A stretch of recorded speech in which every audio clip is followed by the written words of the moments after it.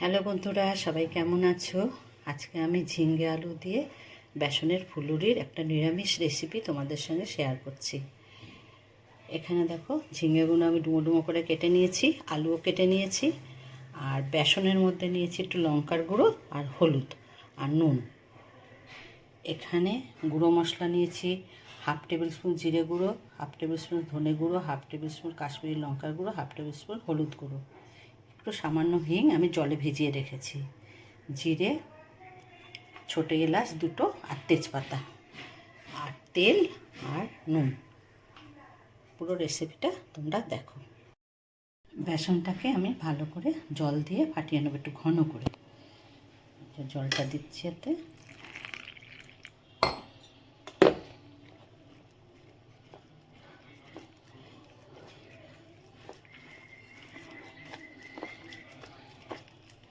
বেশি পাতলা করব না, ঘনই রাখবো।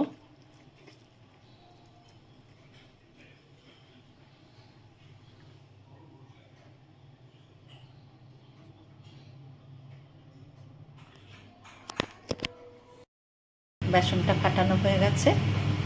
এবারে আমি ফুলুরিগুলোকে ভেজে নেব। তেল গরম বসিয়েছি, ফুলুরিগুলোকে সব ভেজে নেব। তেল গরম হচ্ছে।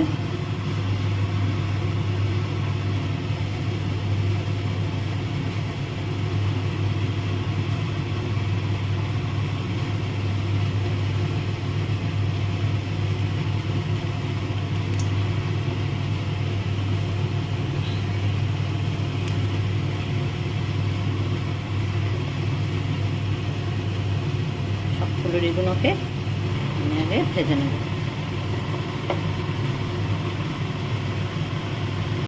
দেখো কিরকম ফুলেছে, দেখো। ভালো করে যদি ফাটানো হয় সুন্দর ফুলবে।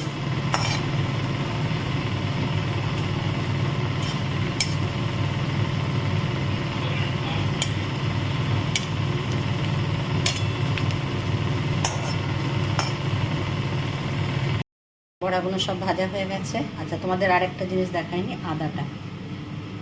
এখান থেকে আমি অল্প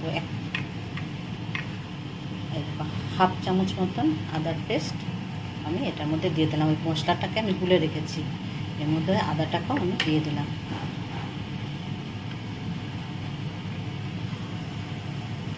তেলটা আমার গরম হয়ে গেছে। যেটা আমি বড়া ভেজেছি সেই তেলের মধ্যেই আমি ফোড়নটাকে দিয়ে দিচ্ছি, জিরে, এলাচ আর তেজপাতা।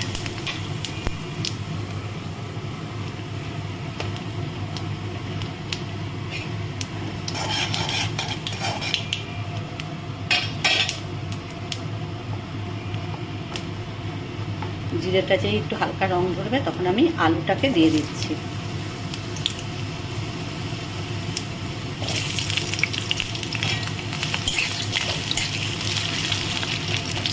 আলুটা একটু ভেজে নেব।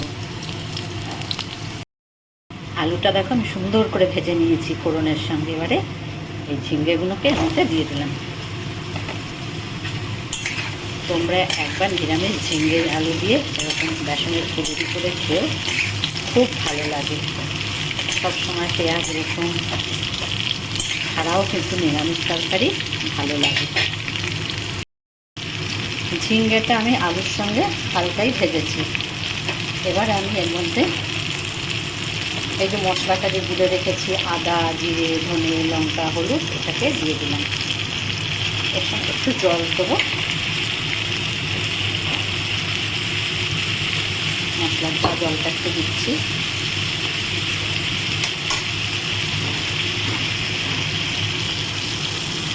আর দেবো যে হিংটা আমি গুলে রেখেছি, এই হিংটা ধরে দিয়ে দিলাম। এটাও একটু জল দিয়ে ধুয়ে দিই। নিরামিষ তরকারিটা দেখবে একটু হিং করলে না স্বাদটা অনেক বেড়ে যায়। সাথে সাথে আমি নুনটাও দিয়ে দেবো, স্বাদ অনুযায়ী নুন।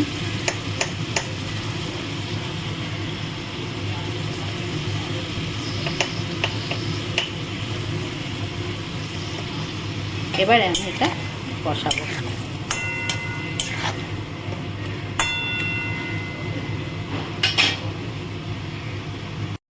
একটু কিছুক্ষণের জন্য আমি ঢেকে দিলাম। কষানো হয়ে গেছে, তেল ছেড়েছে।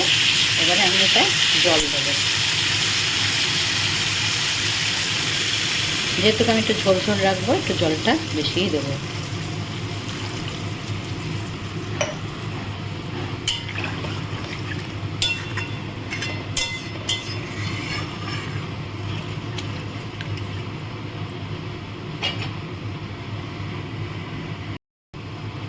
ঢেকে দিচ্ছি।